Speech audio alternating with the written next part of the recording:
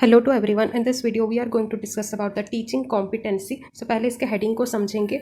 मैं आपको एक चीज़ सजेस्ट करूंगी कि जब भी आप कोई न्यू टॉपिक पढ़ रहे हो, कोई नया चैप्टर पढ़ रहे हो, तो पहले उस टॉपिक का पहले हेडिंग समझ लो, क्योंकि जब हम लोग एक टॉपिक का हेडिंग समझ लेते हैं, इसका मतलब हम उस टॉपिक को 60% कवर अप कर लिए। तो हेडिंग को समझना बहुत ही जरूरी होता है। हेडिंग से ही हमको पूरा टॉपिक का एक आइडिया मिल जाता है। Okay, so let's start with the heading. So इस हेडिंग को आप दो पार्ट कर दो, टीचिंग एंड कॉम्पिटेंसी। टीचिंग का मतलब है पढ़ाना, और कॉम्पिटेंसी वर्ड को हम लोग थोड़ा डिटेल से और अच्छी तरह से समझेंगे, क्योंकि कॉम्पिटेंसी वर्ड अगर आपको समझ में आ गया तो बाकी चीज़ें आपको समझने में कोई परेशानी नहीं होगी। सो कॉम्पिटेंसी कॉम्पिटेंसी को पहले आप ऐसे समझो कि कॉम्पिटेंसी का मतलब है स्किल या फिर टैलेंट भी समझ सकते हो। ओके, सो स्किल का मतलब क्या है?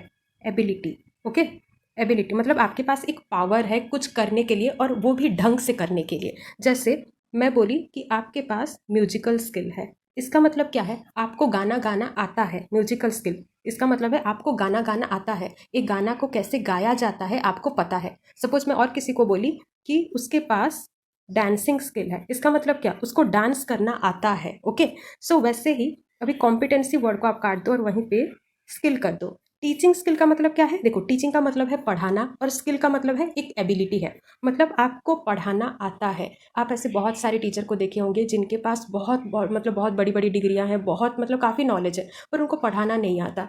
तो और भी ऐसे बहुत कुछ मतलब टीचर हैं जिनके पास बड़ी बड़ी डिग्रियां तो नहीं है, पर उनको पढ़ाना आता है। इसका मतलब क्या है? उनके पास टीचिंग स्किल है। जिस टीचर के पास टीचिंग स्किल होता है, उन लोगों को पता है कि कैसे पढ़ाना चाहिए। और बहुत सारे ऐसे भी टीचर हैं जिनके पास बिल्कुल बड़ी बड़ी डिग्रियां नहीं है, पर उनको पढ़ाना बहुत ही अच्छी तरह से आता है। उनके क्लास पे बच्चे बहुत ही इंटरेस्ट लेके समझते हैं। ओके, सो अभी कॉम्पिटेंसी वर्ड पे आते हैं। ओके, सो कॉम्पिटेंसी वर्ड को थोड़ा धीरे से और अच्छे से समझो। सपोज मान लो मैं आपको पूछी आपका घर कहाँ पे है, तो आप कैसे बोलते हो कि नहीं मेरा उस पेड़ के साइड पे है या फिर उस कॉलोनी पे है, ऐसे ही तो बोलते हो ना। सो आपका घर मतलब क्या है? वहीं पे आपका किचन होगा, बाथरूम होगा, ड्राइंग रूम होगा, डाइनिंग हॉल होगा, वहीं पे आपका एक छोटा सा कमरा भी होगा। ये सपोज मान लो ये आपका कमरा है।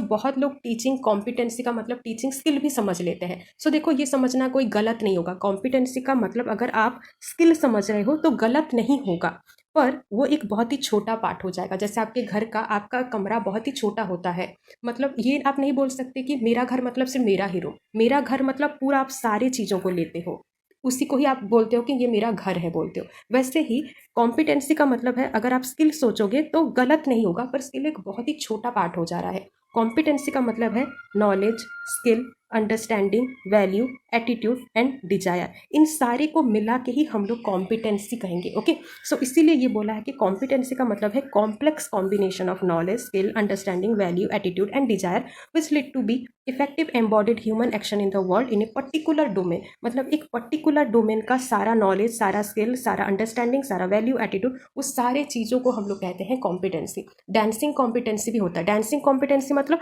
एक डांस के बारे पे जो नॉलेज होता है। दुनिया में बहुत सारे टाइप के मतलब डांसिंग होते हैं, तो उन सारी चीज़ों का नॉलेज, उनको कैसे कैसे डांस परफॉर्म किया जाता है, किस तरह से किया जाता है, मतलब वो सारा आपके पास नॉलेज है। डांसिंग स्किल का मतलब है आपके पास बस एक एबिलिटी है डांस अच्छे करने के लिए। पर डांसिंग अगर हम लोग कॉम्पिटेंस अगर लगा देंगे तो मतलब आपके पास सब कुछ है। वैसे ही टीचिंग स्किल मतलब है, मतलब बहुत एक छोटा चीज़ है, मतलब आपके पास बस एक एबिलिटी है अच्छा पढ़ाने का। पर टीचिंग कॉम्पिटेंसी का मतलब है मतलब एक ओवरऑल डेवलपमेंट, मतलब आपके पास वो सारा नॉलेज है एक अच्छा पढ़ाने के लिए, एक अच्छा टीचर बनने के लिए, मतलब आपके में वो सारा कैरेक्टर है एक अच्छा टीचर बनने के लिए।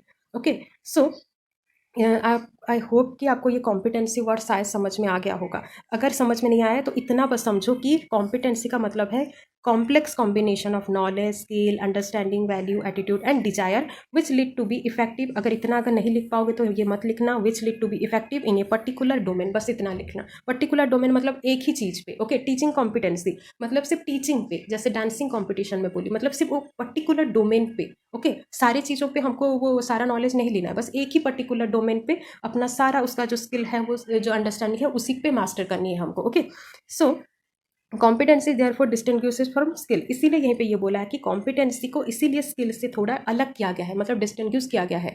कॉम्पिटेंसी को अगर आप स्किल समझ रहे हो तो गलत बिल्कुल भी नहीं है, पर स्किल एक बहुत ही छोटी पार्ट है। Okay, which is defined as ability to perform complex act with each precision and adaptability. अगर आपके पास किसी चीज़ का मतलब किसी पर्टिकुलर डोमेन का अगर आपके पास कॉम्पिटेंसी है, इसका मतलब है आप उस कॉम्प्लेक्स चीज़ों को, मतलब आप उस प्रोफेशन को बहुत ही सहजता से, मतलब सहजता से प्रिसीजन मतलब करेक्ट वे से और एडेप्टेबिलिटी वे से आप उसको निभाओगे। बहुत ऐसे टीचर होते हैं, बस नाम के ऐसे टीचर हैं, वो लोग आ जाते हैं और अपने सब्जेक्ट को पढ़ा लेते हैं और बच्चों से उनका कोई मतलब नहीं होता। पर टीचर का मतलब क्या है, आपको सारी चीज़ों को आपको ध्यान देना होगा। इसीलिए बोला है टीचिंग कॉम्पिटेंसी, मतलब वो सारा आपके पास कैरेक्टर होना चाहिए एक अच्छे टीचर बनने के लिए। ओके, और आप भी अगर एक अच्छा टीचर बनना चाहते हो ना, तो सारा स्किल लो, मतलब सारा स्किल नॉलेज सारा कुछ लो, सिर्फ स्किल मत लो। देन है, देखो ये वाला आप डायग्राम बना लेना एग्जाम पे, क्योंकि जब हम लोग किसी डायग्राम को अच्छे से, मतलब किसी डायग्राम से अपना आंसर को प्रेजेंट करते हैं ना, मार्क्स बहुत अच्छे आते हैं। ओके, सो ये वाला आप कर लेना। देखो बहुत ही ईजी है। Essential attribute of teacher, attribute का मतलब है गुण, मतलब एक अच्छा टीचर बनने के लिए क्या क्या गुण होना चाहिए आपके पास। पहला तो है knowledge of the subject matter, जिस सब्जेक्ट को आप पढ़ा रहे हो, जैसे आप मैथ पढ़ा रहे हो तो मैथ पे आपका अच्छा खासा नॉलेज होना चाहिए। ऐसा नहीं कि आप भी कंफ्यूज हो मैथ पे। आप अगर कंफ्यूज हो जाओगे तो आपके बच्चे क्या करेंगे, तो आपको उस सब्जेक्ट पे, मतलब जो आपका सब्जेक्ट है उस पर आपका अच्छा खासा नॉलेज होना चाहिए। देन है स्ट्रॉन्ग कम्युनिकेशन। देखो कम्युनिकेशन एक बहुत ही इंपॉर्टेंट चीज़ है। अगर आपको बात करना नहीं आता, अगर आप अपनी बातों को बच्चों को समझा नहीं पा रहे हो तो क्या फ़ायदा होगा। तो आपके पास एक स्ट्रॉन्ग कम्युनिकेशन भी होनी चाहिए। देन है प्लानिंग, मतलब आप क्या करोगे, नेक्स्ट कौन सा चैप्टर पढ़ाओगे, तो पहले से आपको वो सारा प्लान करना होगा। ऐसा नहीं कि मतलब क्लास पे जाओगे चलो और कौन सा चैप्टर पढ़ेंगे ऐसे ही स्टार्ट कर लो, पहले से आपको थोड़ा प्लानिंग करके जाना होगा। देन है लीडरशिप, आपके पास एक लीडरशिप का क्वालिटी भी होना चाहिए। देन है कोलैबोरेशन, कोलैबोरेशन का मतलब है आपके पास एक पार्टनरशिप का क्वालिटी होना चाहिए, मतलब आप अपने बच्चों के साथ, अपने स्टाफ मेंबर के साथ एक पार्टनरशिप का क्वालिटी होना चाहिए। देन है गुड लिसनर, आपको पास मतलब एक लिसनिंग एबिलिटी भी होना चाहिए, मतलब बच्चे कुछ बोल रहे हैं, स्टाफ मेंबर कुछ बोल रहे हैं, कुछ एडमिनिस्ट्रेटर कुछ बोल रहे हैं, आप उसको पहले से सुनो। ऐसा नहीं कि पहले से ही मतलब अपनी बातें स्टार्ट करो, पहले उनको सुनो, फिर जो आपका जो ओपिनियन है फिर उनके बात दो। देन है नॉलेज ऑफ द सब्जेक्ट, ये तो पढ़ ले, ये वाला सारा लिख लेना। ओके, बहुत ही इजी था। सब्जेक्ट मैटर होना चाहिए, strong communication, planning, leadership, collaboration, good listener. Okay, बहुत ही easy. Teaching competency, teachers are expected to be competent in several key area to be considered as effective teacher. अगर आपको एक इफेक्टिव टीचर बनना है तो आपके पास बहुत सारा कैरेक्टर होना चाहिए। पर according to the national board for professional teaching standard, इनके अकॉर्डिंग मतलब एक टीचर के पास सारा अगर कैरेक्टर ना भी हो, बस ये एटलीस्ट ये 5 कैरेक्टर उनके पास होना चाहिए उनके अकॉर्डिंग। ओके, देखो पहले तो ये बोला है कि एक टीचर के पास वो सारे कॉम्पिटेंसी वो कैरेक्टर होने चाहिए, पर according to the national board for professional teaching standard एक टीचर के पास एटलीस्ट ये 5, जो अभी हम लोग डिस्कस करेंगे, एटलीस्ट ये 5 कैरेक्टर उनके पास होना चाहिए। Okay, this 5 competency are the basis, ये 5 चीज़ें बहुत ही बेसिस है, मतलब हर एक टीचर के पास ये एटलीस्ट 5 कैरेक्टर होना चाहिए। ओके, उस 5 पॉइंट के बारे में हम लोग डिस्कस करेंगे। बस इतना ही है टीचिंग कॉम्पिटेंसी पे, ज़्यादा कोई बड़ी बड़ी चीज़ें नहीं है। बस कॉम्पिटेंसी का आप वो इंट्रोडक्शन दो कि कॉम्पिटेंसी क्या है, फिर टीचिंग कॉम्पिटेंसी लिख लेना, फिर ये वाला पॉइंट लिख लेना कि teacher are expected to be competent in several area, फिर ये वाला पॉइंट जरूर लिखना according to the national board for professional teaching standard एक टीचर के पास एटलीस्ट ये 5 कोर एरिया होने चाहिए। ओके, अगर कोर एरिया अगर एग्जाम पे अगर याद नहीं आया तो लिख लेना कि 5 स्किल, मतलब एटलीस्ट ये 5 स्किल या फिर 5 एट्रीब्यूट भी लिख सकते हो। एट्रीब्यूट का मतलब होता है गुण, मतलब एटलीस्ट ये 5 गुण होने चाहिए। ओके, सो वो 5 पॉइंट के बारे में डिस्कस करेंगे। पहला तो आपका है, देखो ये वाला 1 लिख लेना। हाँ, 1 आपका क्या है, कमिटमेंट। कमिटमेंट को आप ऐसे भी समझ सकते हो डेडिकेटेड, मतलब आप अपने जॉब के प्रति फुल्ली डेडिकेटेड हो। ऐसा नहीं कि आप क्लास पे आ रहे हो, पढ़ा दे रहे हो अपने सब्जेक्ट को, फिर चले जा रहे हो, बच्चों से आपका कोई लेन देन नहीं है, बस आपको अपनी सैलरी से मतलब है। ऐसा नहीं करना है, आपको अपनी जॉब के प्रति फुल्ली डेडिकेटेड होना चाहिए। मतलब बच्चे क्या कर रहे हैं क्लास पे, अगर बच्चे अगर अच्छे से समझ नहीं पा रहे हैं तो ये आपका ड्यूटी है कि आप कैसे उनको अच्छे से पढ़ाओगे ताकि बच्चे अच्छे से समझेंगे। अगर बच्चे अच्छे से समझ नहीं पा रहे हैं तो आप वो न्यू टेक्निक या फिर न्यू मेथड निकालो आप कि कैसे बच्चे अच्छे से समझेंगे। Okay, so who are dedicated to the student qualify as an asset to any school to be a good teacher. अगर आप एक अच्छा टीचर बनना चाहते हो तो you must understand and appreciate the challenges face by the student. मतलब बच्चों के मतलब लाइफ पे कोई चैलेंज आ रहा है, उनके एकेडमिक पे कोई चैलेंज आ रहा है, तो आप उस टाइम उनको अप्रिशिएट करो। ऐसा नहीं कि उनको गाली दोगे या उनको और उस टाइम घबरा दोगे, ऐसा नहीं करना है। And be willing to go to the extra mile to help them reach their potential. अगर एक बच्चे के लाइफ पे या एकेडमिक के लाइफ पे कुछ प्रॉब्लम आ रहा है, स्पेशली हम लोग यहीं पे एकेडमिक प्रॉब्लम देखेंगे, अगर एकेडमिक कोई प्रॉब्लम आ रहा है तो आप थोड़ा एक्स्ट्रा मतलब माइल जाओ। एक्स्ट्रा माइल मतलब आप थोड़ा एक्स्ट्रा नॉलेज लो कि इस प्रॉब्लम को कैसे सॉल्यूशन, मतलब इसका एक सॉल्यूशन निकाल पाएंगे। मतलब आप थोड़ा एक्स्ट्रा नॉलेज सीखो, मतलब आप थोड़ा एक्स्ट्रा मेहनत करो ताकि वो बच्चा अपना पोटेंशियल को रीच कर पाए। ओके, देन है only teachers who are committed to their career can make it true difference in the life of their student. जो टीचर अपने करियर के प्रति ट्रूली कमिटेड होते हैं, मतलब फुल्ली अगर डेडिकेटेड होते हैं, वैसे वाले टीचर ही बच्चों की ज़िंदगी को सच्ची में बदल सकते हैं। बोलते हैं ना कि टीचर के हाथ में ही एक बच्चे का फ्यूचर है। अगर आप अपने जॉब के प्रति अगर डेडिकेटेड रहोगे तभी आप एक बच्चे की वो जो फ्यूचर है उसको बदल सकते हो, वरना आपको बस अपनी ही सैलरी से ही मतलब होगा। तो ऐसा सारा चीज़ें नहीं करना है। सेकेंड पॉइंट है आपका knowledge of the subject area. Subject area मतलब आप जोन सा सब्जेक्ट पढ़ाते हो उस सब्जेक्ट का आपके पास एक अच्छा खासा नॉलेज होना चाहिए। जैसे आप साइंस पढ़ाते हो तो साइंस का एक अच्छा खासा आपके पास नॉलेज होना चाहिए। ऐसा नहीं कि आपके पास ये आधा अधूरा नॉलेज है, आपके पास एक अच्छा खासा नॉलेज होना चाहिए। अगर आप एक मैथ टीचर हो तो मैथ का भी एक अच्छा खासा नॉलेज होना चाहिए आपके पास, तभी आप एक अच्छे टीचर बन पाओगे। देखो ये पे लिखा हुआ है कंटेंट एरिया नॉलेज। आपका जो कंटेंट है उस एरिया पे आपके पास एक अच्छा खासा नॉलेज होना चाहिए। Teacher who know and love the subject matter the teacher often more effective instruction. जो टीचर अपने सब्जेक्ट को अच्छे से जानते हैं, उनको मतलब पता है कि इस सब्जेक्ट को कैसे पढ़ाना चाहिए, मतलब उस सब्जेक्ट के बारे में जिसका एक अच्छा खासा नॉलेज होता है, वो एक अच्छे टीचर बनते हैं। Often more effective instructor, instructor मतलब जो इंस्ट्रक्ट देते हैं, जैसे आपके टीचर। देन है it is important for educator to stay up to date on new teaching concept. देखो आप कोई भी सब्जेक्ट हो, इससे कोई मतलब नहीं है, आप मैथ पे हो, साइंस पे हो, एनवायरमेंटल साइंस पे हो, पर हर एक सब्जेक्ट का हर वक्त कुछ ना कुछ रिसर्च हो रहा है और हर वक्त कुछ कुछ अप टू डेट नॉलेज आ रहे हैं। तो आपको ये सारा अप टू डेट नॉलेज आपको पता होना चाहिए और आप वो जो अप टू डेट जो नॉलेज है आप अपने बच्चों को दो। देन है up to date knowledge new teaching concept as well as specific subject area knowledge. और आपका जो सब्जेक्ट है उसका जो नॉलेज है आप बच्चों को अच्छे से दो, तभी आप एक इफेक्टिव टीचर कहलाए जाओगे। ओके। देन है आपका थर्ड पॉइंट, ये वाला, ये पे आप नंबर दे दे के लिखना है एग्जाम पे। ओके। सो क्लासरूम मैनेजमेंट। क्लासरूम मैनेजमेंट एक बहुत ही इंपॉर्टेंट चीज़ है।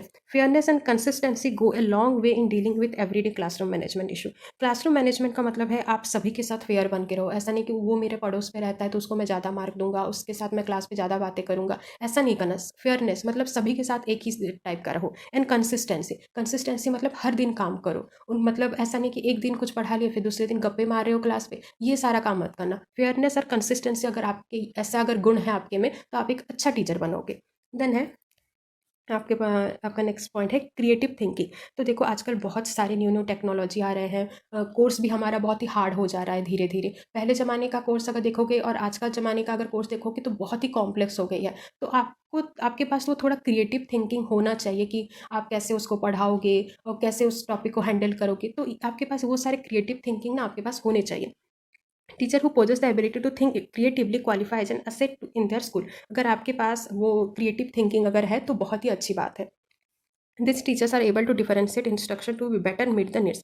जिस टीचर के पास क्रिएटिव थिंकिंग होती है वही टीचर ही मतलब ये सोचते हैं कि अच्छा मैं कैसे बच्चों को अच्छे से पढ़ाऊंगा, क्या क्या न्यू टेक्नोलॉजी मैं अपने क्लास में लाऊंगा ताकि बच्चे अच्छे से समझेंगे। आप ये भी जानते होंगे एक टीचिंग लर्निंग मटेरियल होता है, TLM जिसे हम लोग कहते हैं। टीचिंग लर्निंग मटेरियल मतलब आप पढ़ाते वक्त किसी किसी चीज़ का आप सहारा लेते हो। जैसे आप पढ़े होंगे चार्ट, चार्ट पेपर लेते हो, बहुत सारे टीचर चार्ट पेपर पे कुछ अच्छा अच्छा डायग्राम बना के पढ़ाते हैं, कुछ कुछ मॉडल के जरिए भी पढ़ाते हैं। साइंस टीचर लोग स्पेसिमेन के जरिए पढ़ाते हैं। तो और भी बहुत सारे हैं, जैसे आपका ऑडियो विजुअल क्लास। तो ये सारे क्या है आपके टीचिंग लर्निंग मटेरियल है। और जो इफेक्टिव टीचर होते हैं ना, मतलब जो अच्छा टीचर होते हैं वही लोग ही ये TLM ये सारे यूज करते हैं ताकि बच्चे अच्छे से समझेंगे। ओके।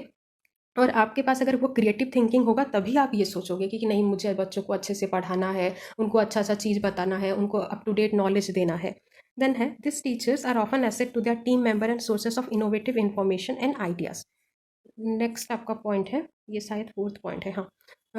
फोर्थ पॉइंट है आपका लीडरशिप। लीडरशिप आपके पास एक क्वालिटी होना चाहिए। देखो लीडरशिप का मतलब है आप ऑर्डर दोगे, मतलब बच्चों को बोलो कि आप ये करो ये करो। तो देखो ऑर्डर और लीडरशिप में ना बहुत एक छोटा एक डिफरेंस है। ऑर्डर जब हम लोग देते हैं और बच्चा जब कुछ नहीं करता है तब हम लोग उसको डांटते हैं या फिर कोई पनिशमेंट देते हैं। लीडरशिप का मतलब है यहीं पे कोई पनिशमेंट नहीं दिया जाएगा, कोई किसी को नहीं डांटेगा, बस उनको उस तरह से उनको समझाना है कि सब लोग उसी जो गोल है आपका उस गोल को मीट कर पाए। ओके। लीडरशिप का मतलब ही वही है। सच लीडरशिप हेल्प एजुकेटर, देखो फर्स्ट लाइन से देखो, educator are expected to show leadership. Educator को लीडरशिप क्वालिटी दिखाना चाहिए within their school as well as in their community. Teachers may be expected to organize head committee as well as foster relationship with parents and community. Teacher का एक काम है कि ना ही बल्कि बच्चों के साथ, बल्कि उनका जो बच्चों का जो पेरेंट्स हैं उनके साथ, उनका जो सोसाइटी है उनके साथ भी एक अच्छा रिलेशनशिप बनाए। ओके।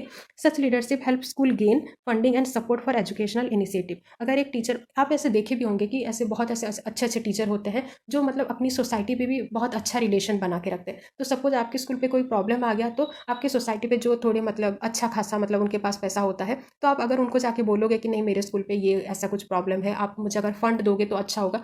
तो देखो जब आपके पास वो रेस्पेक्ट होगा सबके लिए तभी लोग आपको देंगे। वरना अगर सपोज आप ही एक मतलब ऐसे मतलब उल्टे पुल्टे टाइप के अगर टीचर होंगे तो आप किसी से अगर मदद मांगोगे तो वो नहीं देंगे। तो ये आपका काम है। अगर आप एक अच्छा टीचर बनना चाहते हो, सच्ची में अगर आप अपने बच्चों की डेवलपमेंट के बारे में सोचते हो, तो आपका जो सोसाइटी है उनके साथ भी अच्छा रिलेशन रखो, ताकि कब कुछ मतलब काम आ जाए तो वो लोग भी आपका हेल्प करेंगे। ओके, देन हमारा लास्ट पॉइंट है personal effectiveness. Okay, personal effectiveness का मतलब है एक good teacher understand the importance of developing oneself before he और she is able to provide support for others.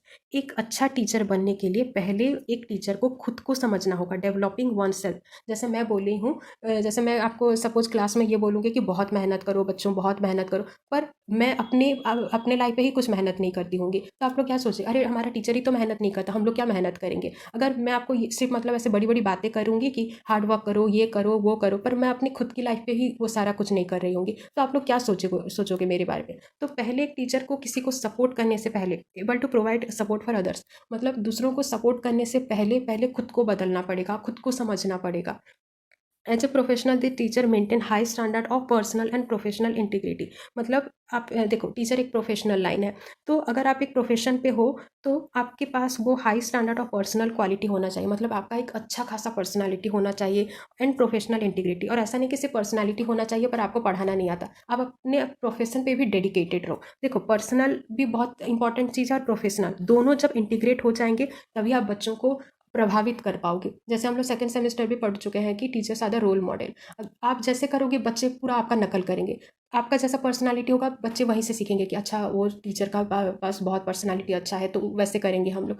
तो आप जैसे करोगे बच्चे भी वही सीखेंगे। ओके, सो आई होप कि वीडियो आपको अच्छा लगा होगा। देखो, ज़्यादा कुछ बड़ी बड़ी चीज़ें नहीं थी, बस कॉम्पिटेंसी क्या है, वो है एक complex combination of knowledge, value, attribute, वो सारा आपको लिखना है। फिर आपके पास वो 5 कोर एरिया थे, मतलब क्या क्या एक इफेक्टिव टीचर के पास होना चाहिए, वो 5 जो कोर एरिया है। जैसे आपका पर्सनल इफेक्टिवनेस है, लीडरशिप है, देन आपका और एक क्या था, क्रिएटिव थिंकिंग है, क्लासरूम मैनेजमेंट है, knowledge of the subject area है, कमिटमेंट। ये सारे कैरेक्टर लोगों को आपको थोड़ा थोड़ा लिखना है, सब हेडिंग देके बस 4-5 लाइन आपको बस लिखना है। ये आपके जनरली शॉर्ट नोट पे ही आएंगे। ओके, सो आई होप कि वीडियो आपको अच्छा लगा होगा। Thank you.